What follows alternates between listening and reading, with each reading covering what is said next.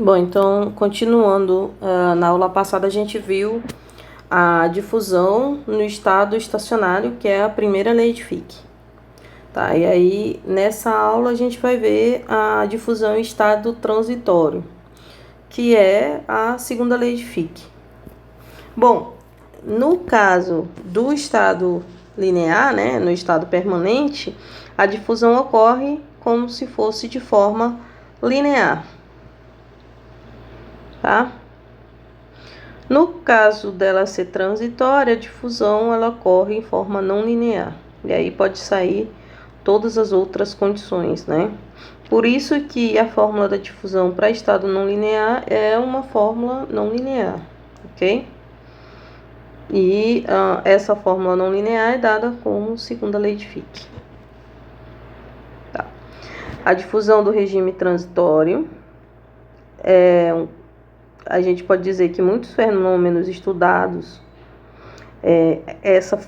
essa difusão ela vai ocorrer em regime transitório. Nesse caso, o fluxo quanto à concentração vai variar em relação ao tempo, ou seja, não vai variar linearmente, tá?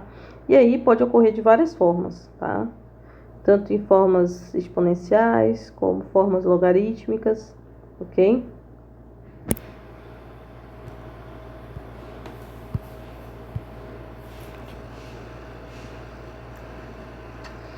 Bom, um dos casos da difusão em estado não estacionário que a gente pode citar é quando a gente está preparando ligas ternárias, ligas quaternárias e por aí vai, tá?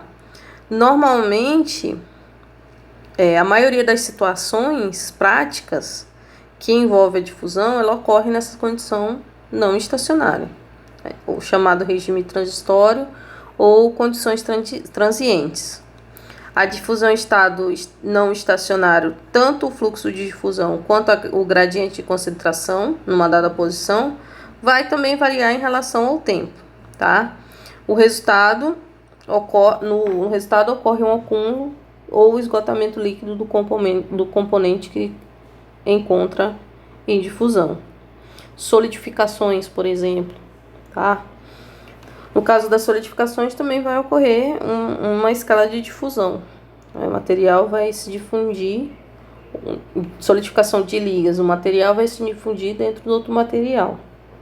E essas concentrações, elas vão ser distribuídas, nem sempre de forma uniformemente distribuídas, né? Sempre vai ter uma variação dessas concentrações. Então, vai variar a concentração e vai variar distâncias. Aqui a gente tem a concentração em 3 instantes de tempo diferentes do processo de difusão em estado não estacionário. Esse aqui é o exemplo. Então, a segunda lei de Fick, a gente já vai usar as derivadas, né? A derivada da concentração, a diferenciação da concentração em relação à diferenciação da concentração do tempo, ok? Se o coeficiente de difusão não depende da composição, portanto, não depende da posição, a segunda lei vai se simplificar da seguinte forma. A derivada da concentração em relação ao tempo vai ser uma constante, esse D, que é uma constante, e a derivada quadrada da concentração em relação à posição, ok? Quando são especificadas condições de contorno correspondentes a um fenômeno físico, é possível se obter soluções da segunda lei de Fick. Essas soluções são funções de concentração em relação à posição e em relação ao tempo. Como eu falei no caso das solidificações, né? A maioria das solidificações não se fazem unidirecionalmente, né? Então, a gente vai ter concentrações diferentes em posições diferentes, também com relação ao tempo, porque aí a gente vai ter um arrastamento da isoterma líquidos, tá? O que é isoterma líquidos? É aquela temperatura onde o material ainda se encontra em líquido. Abaixo dela o material já se encontra sólido. Então, as soluções para a equação de difusão. A gente tem a homogeneização, tá? A homogeneização, ela pode ocorrer, o efeito de difusão, ela pode ocorrer de forma sinoidal, a variação da composição em relação ao tempo. A gente fala que pode porque vai depender também do material, tá? A gente pode encontrar várias equações, né, de composição em função de posição inicial, ok? Tempo de relaxação, amplitude de perfil de concentração, tá? Amplitude é esse valorzinho aqui, tá? De perfil em relação à concentração, ok? Um dos casos também que pode ser dito do caso da difusão em estado não estacionário é o tratamento térmico chamado cementação. No caso da cementação, a difusão vai ocorrer entre dois materiais. Um vai ser rico em ferro, que vai ser o aço. O outro vai ser rico em carbono, que aí pode ser cinza, pode ser carbonetos e por aí vai, tá?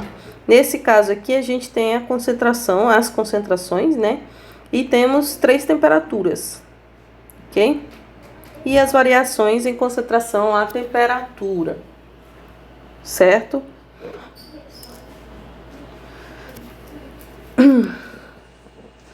Bom, a gente vê que para calcular essa concentração, a gente vai ter concentração da superfície e a concentração do interior, né, do centro, tá? E vai ter uma função erro também que deve ser calculada. A função erro vai estar em relação à constante de difusão e em relação ao tempo, tá? Essa função erro também é tabelada, ou seja, normalmente a gente vai como a gente tem diferenciações, o jeito fácil de resolver essas diferenciações é por integrais, tá? Mas aí vocês não vão precisar calcular essas integrais porque os valores já estão, da maioria dos materiais já estão tabelados.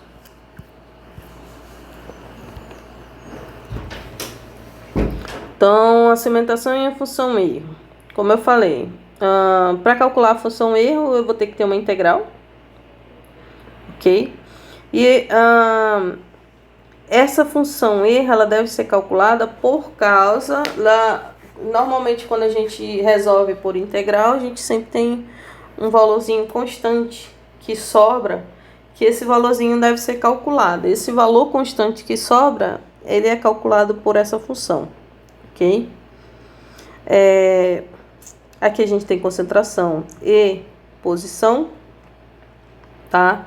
E se eu calcular que a função de erro deve ser mais ou menos ou aproximadamente 0,5, ela vai funcionar dessa forma aqui, ó. Função erro em função de z, sendo que z é tudo isso aqui, ó.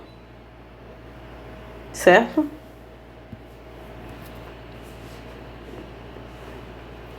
Tá. Essas passagens aqui não ficaram legais, mas eu vou reformular e vou colocar lá para vocês com elas certinho, tá? Então, a gente tem que a solução da segunda lei de Fick para a cementação vão ser as concentrações em função das posições e em função da concentração inicial, tá? Então, vai ser essa diferenciação de posição, concentração inicial, superfície, concentração inicial. Tá? Isso aqui vai ser igual a 1 menos a função erro de tudo aquilo lá que a gente já viu. Ok? Essa função erro representa a função erro de Gauss e ela é dada pela função erro de Z, que vai ser 2 dividido por raiz de π, integral que vai de 0 a z, elevado a menos y ao quadrado, diferencial derivada em relação a y. A solução se aplica, por exemplo, no processo de cementação que eu falei. Você tem uma peça de aço e você precisa que a superfície dessa peça de aço seja concentrada, ou seja, mais rígida que todo o resto. Então, para fazer isso, você faz isso de forma superficial, tá? Então, aquece toda a peça e coloca a superfície dela em contato com cinza, que é rica em carbono, ou com algum carboneto. É claro que colocando um elemento químico que propicie essa difusão de forma mais acelerada, porque se for depender somente do elemento químico que vai entrar aqui, vai levar muito tempo. E vocês sabem que tempo leva dinheiro. Então, normalmente coloca algum elemento químico que acelere isso aqui. Pode ser barrilha, pode ser alguns carbonetos, tá? E aí vai acelerar esse processo de difusão aqui superficial. Essa solução se aplica, por exemplo, para processos de cementação ou de carbonatação de chapas de aço, ou seja, ligas de ferro de carbono. Processos de cementação são utilizados para endurecer, isso aqui eu já falei, para endurecer superfícies de peças de aço, tá? Então, a parte da superfície fica endurecida, fica muito rígida, e a parte do centro não fica tão rígida. Isso propicia com que ela funcione de maneira circular e o centro não se afete pela dureza da superfície. Então, eu preciso realmente ter essas duas condições, a superfície ser bem dura e o centro não ser tão duro, mesmo porque nas condições em que uma engrenagem é trabalhada, ela trabalha na forma cíclica, né? Então, se todo elemento, toda peça for rígida como a superfície, ela vai falhar, ela vai entrar em falha, ela vai entrar em falha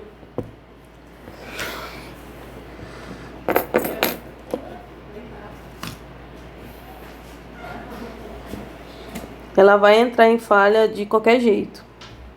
Então,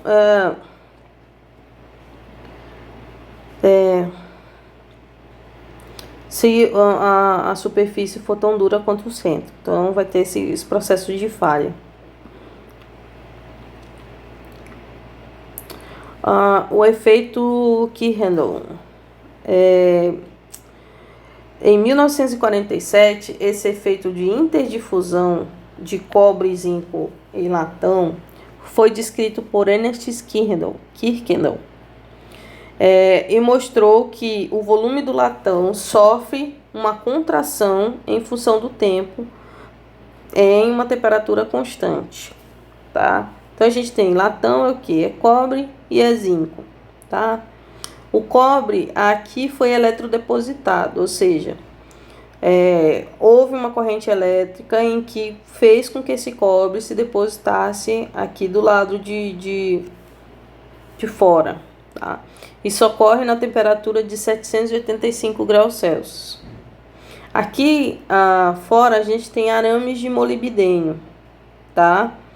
E esses valores de centímetros aqui são para tempos diferentes, tá? Então, quanto que o cobre pode entrar em difusão em relação ao zinco, em relação à superfície, ou seja, daqui de cima para baixo, tá? Então, em 0 segundos, ele pode entrar sozinho nessa temperatura em 1,0643 centímetros, tá? Em 6 dias, isso aumenta um pouquinho, né? Quando a gente tem um tempo de 56 dias, ao invés de aumentar, ele diminui, tá? Ou seja, tem o seu pico, né? Aliás, em 6 dias eles vão diminuindo. Esse tamanho aqui, ok? Perdão. Esse tamanho aqui. Então, vai diminuindo com 56 dias. Ou seja, essa diminuição, ela não é uma diminuição linear, tá? Ela é uma diminuição gradativa e tende mais a ser exponencial. Ou seja, eu preciso de muitos dias para chegar nessa posição aqui, que é um pouco mais fundo, ok? Bom, aqui a gente tem a explicação desse termo influxo de efeito atômico. A gente tem a temperatura de fusão do zinco, que é 420 graus Celsius, a temperatura de fusão do cobre, que é 1085 graus Celsius, que é uma diferença muito grande entre os dois, tá? E aqui a gente tem o início dessa difusão. De um lado eu tenho o cobre, do outro lado eu tenho o zinco, tá? Essa mistura, ela vai acontecendo, tá? Em relação ao tempo. Cobre e zinco. E aqui eu já tenho latão formado, tá? Eu já não tenho mais o tamanho do cobre, nem o tamanho do cobre, nem o tamanho do zinco. Eu já tenho no meio essa formação do latão, tá? E conforme o tempo for passando, esse ΔX aqui, que é a posição, vai aumentando a quantidade de latão, ok? Essa variação de tamanho. Tá? Para o metal zinco, a energia de formação de lacuna em eletronvolt por átomo, né? Do zinco é 0,53 e do cobre é 0,90. Ok? Outra coisa, conforme isso vai acontecendo, o zinco vai criando porosidade, porque elementos que cobriam o zinco, na verdade, ele não está mais aqui. Ele está sendo chamado pelo cobre. Então, ele está indo para cá, para a parte do cobre, para formar essa interferência aqui do latão. Essa porosidade ela é causada justamente pela evasão dos elétrons do zinco para o lado em que vai formar a liga de latão, tá? Essas lacunas é devido ao mecanismo de difusão. Aqui tinham elétrons que agora foram colocados para cá, tá? Aí vocês devem perguntar, mas por que com cobre não acontece isso? Bom, no caso do cobre, a formação dele é maior, né? A energia de formação de lacuna é maior. No caso do zinco, por ser menor, ele é mais suscetível a ter formação de lacuna do que o cobre, tá? Então, é mais fácil dizer que zinco saia dessa posição onde ele estava para entrar aqui no intermeio do latão, que é mais, digamos assim, é mais rico em cobre, ok?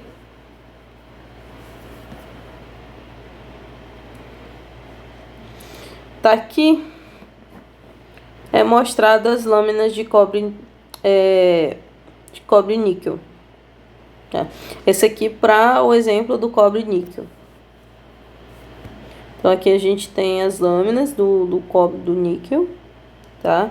E vê que o cobre começa a ter essas lacunas, ok? Começa a ter as lacunas porque ele está cedendo elétrons lá para formar a liga com níquel. Cuproníquel. São essas ligas formadas. E isso também tem que ver que só vai acontecer quando a temperatura estiver a 1000 graus Celsius. E também vocês têm que ver que o tempo não precisa de muito tempo, tá? Os poros são formados no cobre devido à maior difusão do cobre no níquel. Vocês têm que ver que essa difusão ela vai depender de cada um dos elementos. No caso anterior, o zinco tem tem uma menor energia de formação de lacunas, ou seja, não precisa de muita coisa para ele formar lacuna. O zinco. No caso do cobre, preciso de mais. Então, se eu comparar o cobre com o níquel, com certeza o níquel é maior que o cobre. Aqui a gente tem lâminas de alumínio deixadas em contato com lâminas de titânio a 630 graus Celsius por 10 horas. E a gente consegue ver os poros formados na região central das chapas de alumínio, justamente por causa desse efeito Kirchhoff. Tô vendo aqui? Para que serve esse efeito? Bom, alguma dessas aplicações pode ser, por exemplo, usar filtro para purificação de gás, tá? Então, cada uma dessas lamelas, cada um desses espaços podem ser, vocês vão usar a barreira deles, tá? Como se fossem passagens de filtro. Homogeneização de ligas com segregação. A gente pode fazer juntar ligas e segregar as que não quiser, ok? Por exemplo, elementos químicos indesejados, lacunas também, tá? Por causa desse efeito, a lacuna ela pode se concentrar justamente no elemento químico que está cedendo, o que tem menor energia de lacuna. A gente pode modificar superficialmente as peças por alteração da composição química, ou só colocar essas peças, essas superfícies em contato com outras superfícies e passar uma corrente elétrica. Podemos fazer a tal da dopagem de semicondutores, tá? Também por essa forma, coloca peças de um elemento químico próximo a peças de outro elemento químico. Claro que vocês vão ter que comparar essas energias, né, de formação de lacuna, ok? E aí, um elemento químico ele pode muito bem ser usado como para preparar uma liga, mas como se você fosse perder ele. Por exemplo, lá no caso anterior, a gente pode falar do zinco. A gente pode usar o zinco para formar o latão, e o zinco que sobrar, que ele vai estar cheio de lacunas, vocês podem descartar. Processadores de microcomputadores também precisa, né? Tanto semicondutores como esses processadores de microcomputadores, eles têm que ser formados em bandas, porque a energia não pode passar continuamente, ela tem que passar só em determinados momentos. Então, essa passagem ou não passagem é que forma a linguagem, né, da programação. Então, digamos assim, o espaço dessas bandas não deve ser muito grande, de forma que não passe, que seja isolante, nem o espaço deve ser muito pequeno, de forma que passe muito fácil. Então a gente tem os semicondutores e esses processadores também de microcomputadores, basicamente são como semicondutores. Outra coisa é a sinterização. O que é a sinterização? Você tem um pó de um elemento químico, tá? E no processo de sinterização, essa temperatura ela aumenta. E só a superfície desse pó entra em fusão. O centro do pó não entra em fusão. E aí essa superfície com a outra superfície vão sofrer de fusão. Um elemento químico vai entrar em contato com outro elemento químico e eles vão fazer aí vão grudar, ok? Do mesmo jeito aqui. O elemento químico vai formar uma liga na superfície da sinterização com outro elemento químico. Vocês podem fazer uma mistura de pó, por exemplo, de ferro com carbono e fazer um produto sinterizado. Solução da segunda lei de Fick para filme fino em uma superfície de sólido semi-infinito aplicada para dopar semicondutores, tá? Então aqui a gente tem uma barra semi-infinita, ok? Começa no zero e vai até uma parte de x. A condição inicial, as condições começa no tempo zero, tá? E na posição zero. Tem a sua concentração, que no início é zero, exceto com x igual a zero, onde a concentração vai ser a concentração chamada de concentração inicial do filme, tá? E esse B aqui, gente, é a espessura desse filme fino, ok? As condições de contorno são para a concentração zero, quando x tende a mais infinito para o tempo maior que zero, tá? Tempo maior que zero, partiu daqui, ó, todo mundo que for maior que zero tá valendo, tá? Esse aqui até onde o experimento vai. A condição aqui do filme é de 2 milímetros, a espessura, tá? E aí a concentração desse filme ele vai diminuindo porque o filme vai entrando na barra semi-infinita, tá? Para formar o semicondutor. Então, estou diminuindo a concentração até que a gente chega numa espécie de condição assintótica. Que é assintótica? Isso aqui vai continuar diminuindo. Só que a gente vai encontrar essa intersecção lá no infinito, tá? Mas o que vale para nós é isso aqui, ó. Porque a minha barra, ela não é infinita. Ela é uma barra semi-infinita. A gente diz que sólidos são considerados semi-infinitos se nenhum dos átomos de difusão é capaz de atingir a extremidade oposta da barra. Tá? Então, começa aqui, nenhum desses átomos vai chegar aqui. Certo? A lei que a gente vai usar é aquela lei de Fick. Tá? E o efeito da temperatura é chamado também de ativação térmica, tá? Então, a gente tem a segunda lei de Fick aqui, com relação a outras variáveis de temperatura. Uma delas é a energia de ativação para difusão, tá? R é a constante universal dos gases. T é a temperatura absoluta. E vocês têm que lembrar que toda vez que a gente for usar a temperatura, aqui no caso, a gente vai usar a temperatura em Kelvin. Tá? D0 é a constante em metros quadrados por segundo.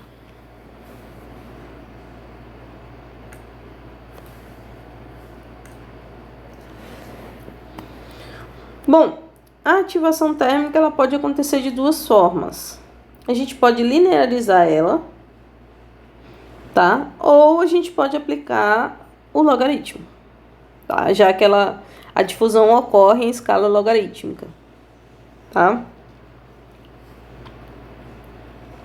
Como eu falei para vocês, a gente não precisa se preocupar porque a maioria dessas variáveis elas estão tabeladas para elementos químicos com ou 100% de pureza. Aí vocês podem me dizer, professora, a senhora falou que elementos na natureza a gente não encontra com 100% de pureza. Verdade.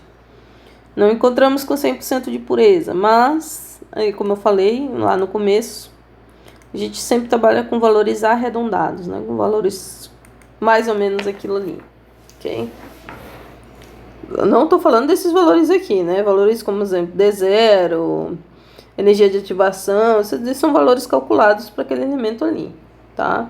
Estou falando, por exemplo, com cálculos de horas, por exemplo. São valores aproximados. Quantas horas eu preciso para atingir determinada espessura? Então, isso aí são valores aproximados. Caminhos para a difusão. A movimentação dos átomos pode ocorrer. Número 1, no volume do material. Número 2, ao longo dos efeitos lineares, que são chamados de discordâncias. Tá? Discordâncias podem ser de diversas formas, né? A gente tem uma aqui, como vocês já viram, a gente tem uma que é da forma de espelho, né? Espelhada. Uma delas, só uma. Tem outros tipos de discordância. Ao longo de defeitos bidimensionais, pode ser contorno de grãos, superfícies externas, lacunas, tá? Esses defeitinhos que ocorrem na superfície do material. Aqui a gente tem uma difusão superficial. É muito comum na engenharia química o termo chamado adsorção, tá? O que é uma adsorção? O material é considerado absorvido quando ele passa da superfície do elemento, tá? Então, quando isso aqui entra, ocorre a difusão e a gente diz que ocorreu uma absorção, tá? Quando o elemento químico ainda está nessa camada superficial aqui, é falado que o elemento está em adsorção. Ele está adsorvido, ou seja, ele ainda não entrou, ele ainda não se difundiu, ok? Então, essa difusão superficial também pode ser chamada de adsorção.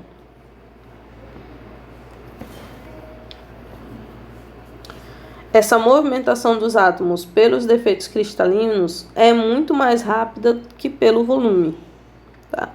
Então, é mais fácil você entrar por esses defeitinhos aqui do que você entrar aqui por esses volumezinhos dele, da estrutura cristalina do átomo. Em alguns casos, a contribuição do fluxo de átomos através dos defeitos cristalinos é insignificante, tá? Alguns casos, os volumes são muito pequenos em comparação com o resto do cristal, tá? Então, muitas vezes acontece do material só ficar na difusão superficial, só ficar dissolvido, e ele não conseguir entrar, mesmo usando, ou entrar muito pouco usando as distorções, os contornos, ou usando os defeitos, tá? Esse aqui é o caminho da alta difusividade, no caso dos contornos de grão. Quando a gente está trabalhando com coisas cristalinas, com elementos que são cristalinos, tá? A gente tem que o elemento pode ser um monocristal, nesse caso só vai ter um único cristal, tá? Mas a maioria dos elementos, maioria das ligas e por aí vai, eles não são monocristais. É muito mais fácil a gente ter policristais, tá? Cada um desse contorninho de grão aqui pode ter vários cristalzinhos dentro dele, tá? Mas esse grão aqui, esse aqui é outro, esse aqui é outro. Entre esses dois tem uma região chamada contorno de grão. Essa região normalmente é vazia. Ela não tem forma. Por isso que esse contorno, para alguns autores, é considerado de amorfo. Amorfo que não tem forma. Aqui dentro do cristal, a gente tem uma forma. Os elementos químicos que estiverem aqui, eles vão estar numa estrutura cristalina, tá? Aqui também eles vão estar. Por mais que essa estrutura tenha uma direção em um sentido, essa aqui tenha outra direção em outro sentido, tá? Mas isso aqui são estruturas cristalinas. Acontece que quando a gente chega aqui nessa região que é o limite entre eles, não há essa estrutura cristalina. Na verdade, aqui nesse limitezinho aqui não tem nem cristais desse sentido, nem cristais desse sentido aqui, tá? E aqui, que não tem forma, é chamado de uma região amorfa. Ela é amorfa porque não tem elemento lá, entre um cristal e outro. Se não tem elemento, é mais fácil a gente passar por difusividade por esses contornos de grão, que não tem elemento químico, do que eu passar por aqui dentro e encontrar isso aqui, ó. Tá? Encontrar os elementos todos empacotadinhos, bonitinhos, em uma estrutura cristalina, tá? É impossível passar? Não é impossível, né? Que a gente viu aqui que também aqui dentro, mesmo estando empacotadinho, bonitinho, tem defeitos. Então, é mais fácil passar pelos defeitos. Mas também pode passar pelo volume aqui, porque aqui, ó, tem regiões de interstício. Lembra que eu falei lá que um dos casos da difusão é passar por interstícios, além, é claro, de passar por lacunas e defeitos, né? Voltando lá. Nesse caminho de difusividade, nos contornos de grão, a gente usa a lei de Fick, a segunda lei de Fick. Aqui eu tenho metal A, aqui eu tenho metal B. Aqui eu tenho a interface desse meio deles, tá? E esse pedacinho aqui, ó, essa diferença aqui de posição,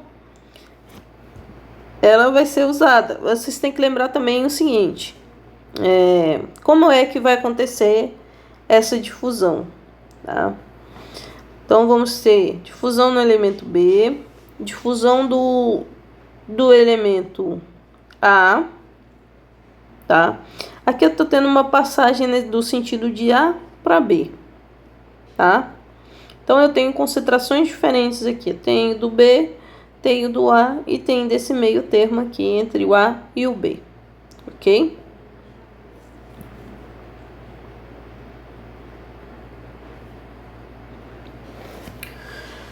Caminhos de alta difusividade e contornos de grão, continuação, tá? A difusão em material policristalino e metal policristalino vai depender desses coeficientes de difusão desses materiais, tá? Então, a gente tem combinação dessas estruturas, né? Dessas estruturas cristalinas e o fluxo que acontece nesses contornos de grão, tá? Durante esse estado de difusão.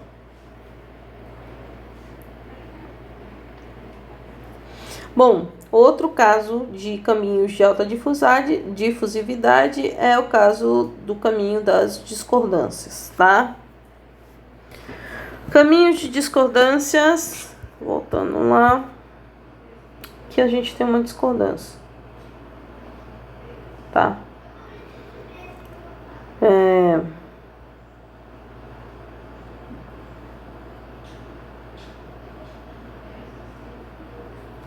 Tá. Aqui tá dizendo contorno de grão. Aqui a gente tem um contorno de grão. Mas se, por exemplo, eu tivesse um espelhamento, por exemplo, aqui eu tenho grãos em um sentido de empacotamento. E aqui eu tenho grãos no sentido oposto, como se eu tivesse espelhado. Isso aqui vai ser uma discordância, tá? E também vai ser linear. A discordância, não a lei, né? Que a gente vai usar, ok? E aí a gente tem a área, tá? Total. Aqui a gente tem tubos, ok?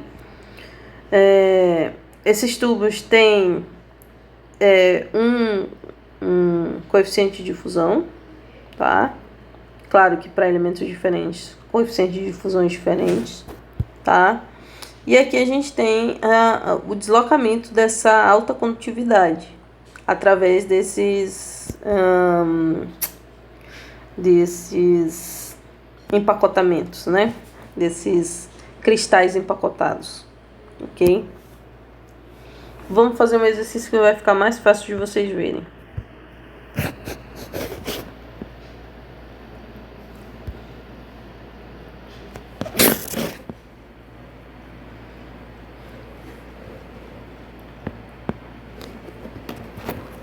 Bom, essa condição aqui,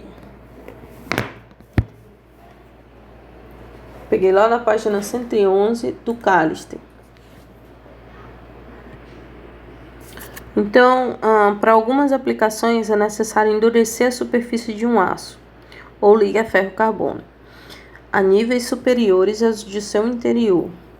A maneira de se conseguir isso é aumentando a concentração de carbono na superfície, através de um processo denominado carbonatação. Carbonatação é um dos processos de tratamento que a gente pode fazer para endurecer a superfície, tá? A peça de aço ela é exposta numa temperatura elevada a uma atmosfera rica em hidrocarboneto gasoso, tal como o metano, por exemplo, tá? Considere uma dessas ligas contendo uma concentração inicial uniforme de carbono de 0,25%. Então, vamos começar com a concentração inicial, que é de 0,25% em peso, né, de carbono, ok? Que deve ser tratada a 950 graus Celsius. Para nossa sorte aqui, ele já passou essas temperaturas para Fahrenheit, tá? Se a concentração de carbono na superfície for repentinamente elevada e mantida a 1,2%, concentração de carbono na superfície. Então, concentração na superfície elevada a 1,2%, né? Vou colocar o zerinho aqui para manter o padrão de peso de carbono, tá? 1,2% em peso. Quanto tempo será necessário para atingir um teor de carbono de 0,80% em peso de carbono, né? Em uma posição de 0,5 milímetros abaixo da superfície, tá? Então, vamos colocar concentração, que vai ser em X, porque a posição lá de 0,5 milímetros abaixo da superfície, né? Quanto é que ele quer? 0,80% em peso de carbono, ok? Bom, a gente já sabe que X, que é a posição lá abaixo da superfície, é 0,5 milímetros, tá? 0,5 milímetros é a mesma coisa que 5 vezes 10 a menos 4 metros. Perdão, vou botar aqui mais, ó. Quem tiver dúvida, é só colocar lá na tabelinha. Metro, decímetro, centímetro, milímetro. Eu tenho 0,5 milímetros, né?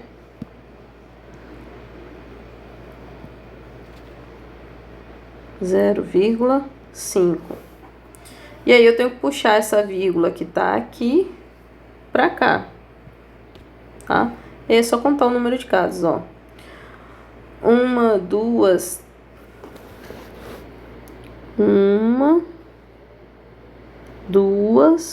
3, 4. Então, se eu quiser os 5, é só levar 10 a menos 4, porque pular 4 casas nesse sentido aqui, tá? Uma outra coisa que a gente tem que levar em consideração, que é o coeficiente de difusão para o carbono no ferro, nessa temperatura lá de 950 graus Celsius, é de 1,6 vezes 10 elevado a menos 11 metros ao quadrado por segundo. Vou colocar o Szinho aqui. Por segundo, ok? Bom, então a gente vai aplicar essa formulazinha aqui, ó, que tem lá na página 111 do livro do Callister da 8ª edição, tá? Colocando nessa fórmula, a gente tem, vamos lá, a gente tem o Cx, concentração, né, na posição lá que a gente quer, exata, que é 0,80%. Temos concentração inicial de carbono, que é 0,25%. E temos a concentração da superfície que a gente quer, que é da superfície, que é de 1,2% em peso de carbono, ok? O valor de X a gente tem, tá? O valor de D a gente tem, tá? Então fica só para saber quanto tempo vai levar para a gente atingir essas condições, né? Então aplica a fórmula direto, tá? Aplicação direta da fórmula a gente tem. Deixa eu apagar aqui, que senão não vai caber.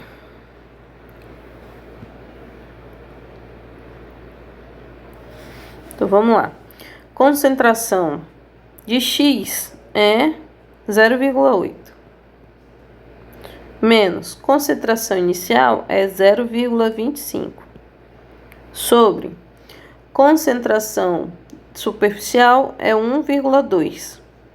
Menos concentração inicial é 0,25. Isso aqui é igual a 1 menos essa função erro de x. O valor de x a gente já tem, que é 5 vezes 10 a menos 4 metros, tá? 2, ali naquela formulazinha faltou que é raiz quadrada, tá? Que é raiz quadrada. Na hora de passar ele não veio. Então, 2 raiz quadrada de D. D é 1,6 vezes 10 a menos 11 metros ao quadrado por segundo, né? E o outro S. Por segundo, né? E isso aqui tá em multiplicado por T, que é o tempo que a gente quer, né?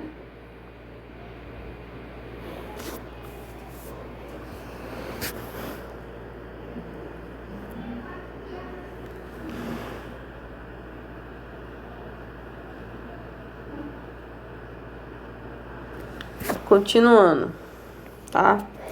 Fazendo aquelas continhas lá do início,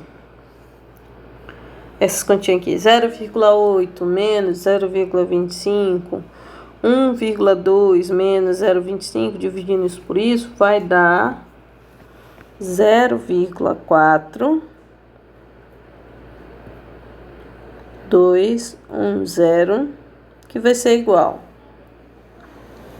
tá? Aí, e subtraindo, e somando 1, né? Fazendo essa... Voltando aqui. Tem que lembrar desse 1zinho aqui também, né? Então, o que que a gente pode fazer? A gente pode fazer essa continha aqui e passar pra cá, que ela tá somando, a gente passa subtraindo. E esse Fzinho que tá aqui, negativo, ele vem pra cá, positivo, ok? Então, continuando. A gente vai ter F, erro, F, função erro, de... Bom, fazendo a continha lá do 5 vezes 10 a menos 4, dividido por raiz quadrada de 1,6 vezes 10 a 11 vezes 2, né? A gente tem, fazendo essa divisão aqui em cima, vai ficar 62,5 S elevado a meio, ok? E aqui embaixo vai ficar só a raiz quadrada de t, ok?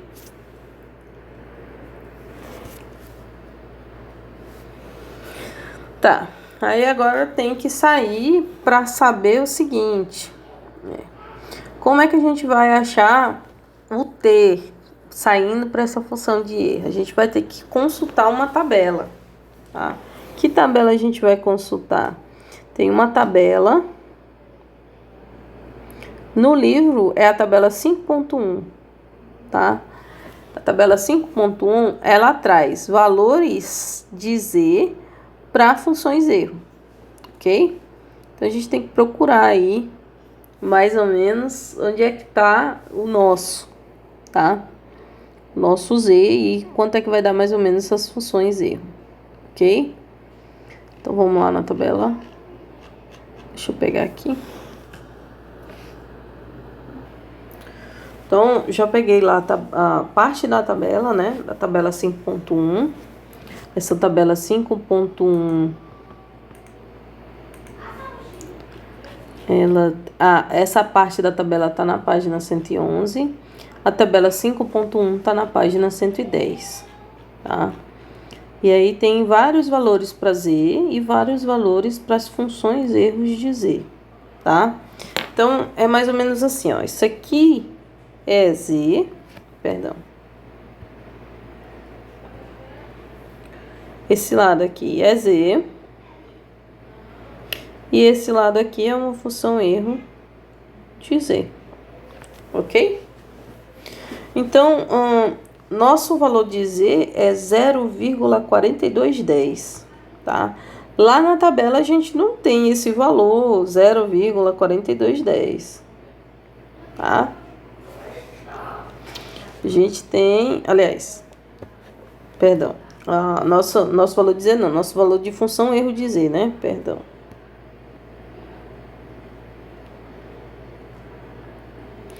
Nosso valor de função erro de z aqui é 0,4210, tá aqui, ó, 0,4210, tá bom? A gente precisa encontrar o z, tá? A gente não tem esse valor exato, 0,42. Tem que buscar, então, dois valores aproximados lá de 0,42. Um menor que 0,4210, outro maior que 0,4210, tá? E aí, a gente pega esses dois, que tá entre 0,35, z, 0,35 e 0,40, tá? Tá exatamente aqui no meio, tá? E aí, a gente vai fazer o que a gente chama de interpolar, né? Interpolar esses valores para encontrar o valor de z. Encontrar esse zzinho aqui, ó. Tá? Então, vamos lá, interpolar. Bom, não sei se vocês lembram, mas para interpolar a gente vai pegar, primeiro, o z e subtrair aqui com esse valor de cima, que é o menor, tá? Então, z menos esse. E pegar depois o valor maior e subtrair o valor menor, tá? Esse menos esse menos esse. Do mesmo jeito que a gente fez aqui, desse lado, a gente vai fazer desse outro lado aqui também. Então, vai ficar esse menos esse, dividido por esse valor maior menos o valor menor, ok? Então, vamos lá interpolar isso aí. Então, z, vou interpolar desse lado aqui. Então, z menos 0,35 sobre 0,40 menos 0,35. Que foi feito desse lado vai ser feito do mesmo jeito do lado da função e. Vai ficar 0,4210 menos 0,3794, né?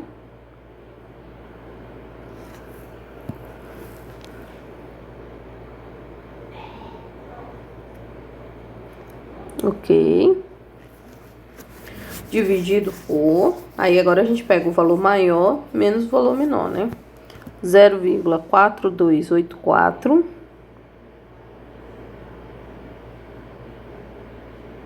menos 0,3794. Ok? Fazendo essas continhas, a gente encontra... Vou fazer aqui a conta. A gente encontra que z é igual a 0,392. 39,2, tá? Então, isso quer dizer o que, meus senhores? Quer dizer que, se eu quiser tirar isso aqui da função erro, de dentro da função, é só igualar isso aqui a z, não é? Eu não tenho que é função erro, é função erro de z, ok? Função erro de z. Então, quem é o z aqui? É 0,392, tá? Então, esse zzinho aqui é justamente tudo isso aqui, tá? 62,5 S elevado a meio, tá? S elevado a meio é a raiz quadrada de S, né? Sobre raiz quadrada de T. Tudo isso aí é igual a quem? É igual a Z. Quanto vale Z? 0,392. Tudo bem? Bom, aí agora vai ser mais fácil para resolver, né? Como é que faz para resolver isso aí? Ó, eu tenho que pegar esse raiz de t e jogar lá para cima, pegar esse 392 e jogar aqui para baixo. Então, quanto é que vai dar a raiz de t? Raiz de t é igual a 62,5 S elevado a meio, né? Sobre 0,392, ok? Raiz de t. Aí, se eu elevar isso aqui ao quadrado e elevar tudo isso aqui ao quadrado, tá? Essa raiz vai sumir, né? Porque a raiz quadrada é meio, elevado ao quadrado vai ficar 1. Então, eu tenho que t é igual a 62,5 S elevado a meio, ok, sobre 0,392 elevado ao quadrado.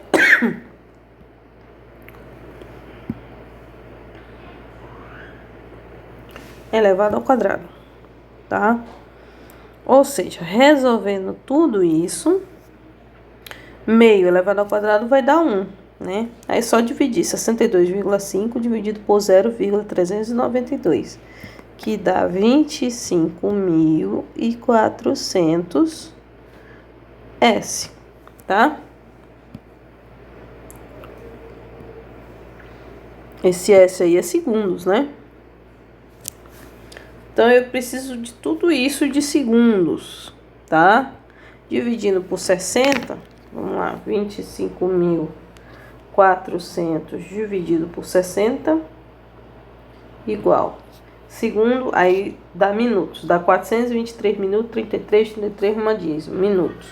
Se eu quiser em hora, eu divido por 60 de novo. Vai dar 7 horas.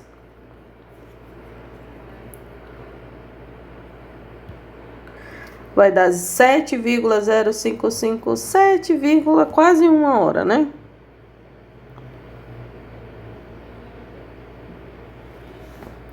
Ok? Arredondando. Bem arredondado. Ok? Então, qual era a pergunta inicial que ele queria? Ele queria saber quanto tempo...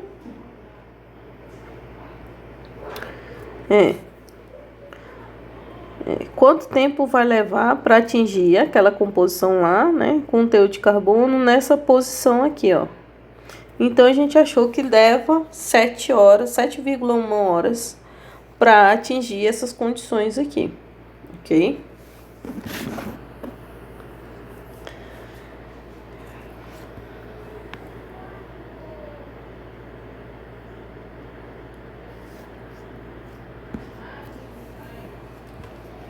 Bom, aí daí pra frente, meus senhores, vai ficar só na condição da gente saber se a gente usa constante ou se a gente não usa com os valores constantes, né? Nesse caso aqui, dessa segunda questão, a gente também tem aplicação direta de fórmula, né? Essa é o cálculo de tempo de difusão em regime também não estacionário. Então, a gente tem aqui os coeficientes de difusão para o cobre no alumínio a 500 graus Celsius. 500 e 600 graus Celsius são 4,8 vezes 10 a menos 14 e 5,3 vezes 10 elevado a menos 13 metro quadrado por segundo, respectivamente. Determine o tempo aproximado a 500 graus Celsius que produzirá o mesmo resultado de difusão em tempos de concentração. Nesse caso, se é o mesmo resultado, então a gente vai ter que igualar valores de 500 para valores de 600, né? Vai ter que igualar os dois, já que ele está dizendo que tem os mesmos resultados de difusão em termos de concentração. Em termos de concentração de cobre, um ponto específico do alumínio, que um tratamento térmico por 10 horas a 600 graus Celsius, tá? Então, vamos lá. Primeira coisa a se fazer esse problema de difusão, a gente pode usar uma equação que no livro do Callister é a equação 5.6b, que está lá na página 110 do livro do Callister, na 8ª edição, tá? Essa equação diz que x² sobre dt é igual a uma constante, né? É igual a um valor constante.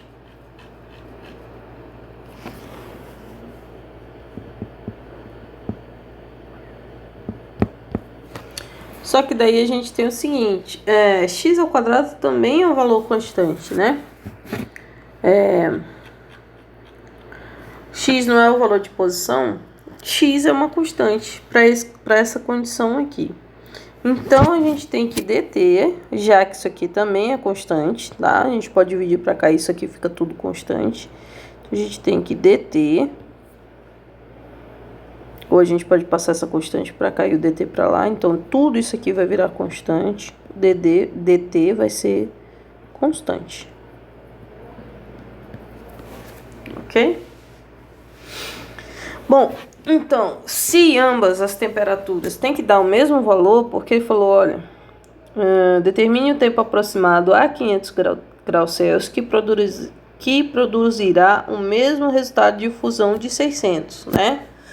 Se ele produzirá o mesmo resultado de fusão, então a gente vai ter que dt, D de 500 com T de 500 é igual a D de 600 com T de 600.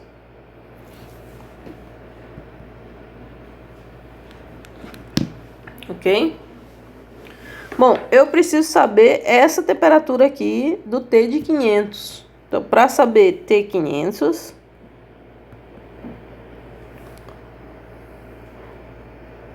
aliás, o tempo, temperatura não, perdão, o tempo de 500, eu vou ter que passar a constante lá, o valor de fusão de 500 para esse outro lado aqui. Então, eu vou ter D de 600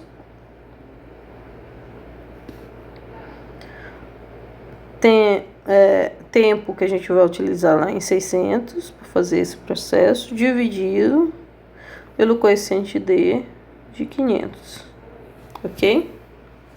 Bom, esses valores a gente encontra aqui em cima, né? Por exemplo, os coeficientes de fusão para o cobre de 500 é 4,8, de 600 é 5,3, não é isso? Então, olha, 600, o D é 5,3. 5,3 vezes 10 elevado a menos 13. Ok? Metros ao quadrado por segundo. Tá? O tempo que leva em 600 são 10 horas. Tá escrito aqui, ó. Tratamento térmico por 10 horas.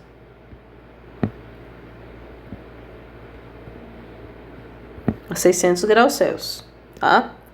E aí, a gente tem que pegar o coeficiente de fusão do cobre no alumínio a 500 graus Celsius, que é 4,8 vezes 10 a menos 14 metros ao quadrado por segundo. O tempo que vai levar em 600, fazendo todas essas continhas aqui, ó, deixa eu fazer a conta aqui.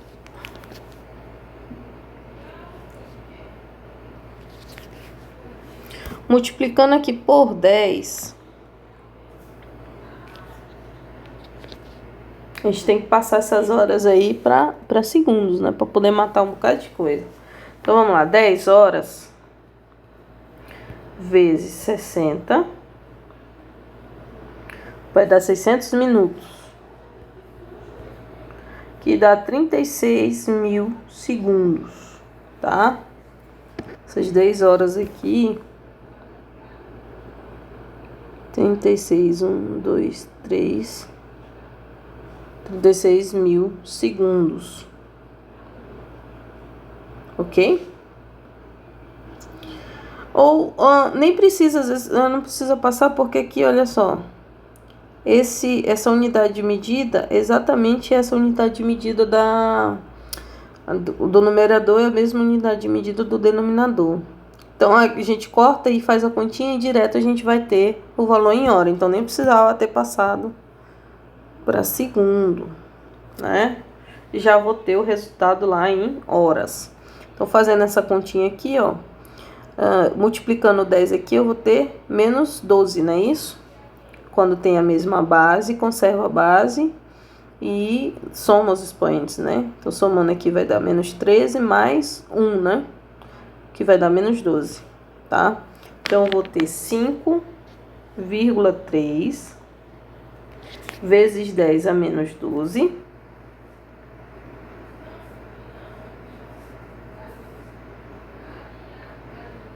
Menos 12, tá?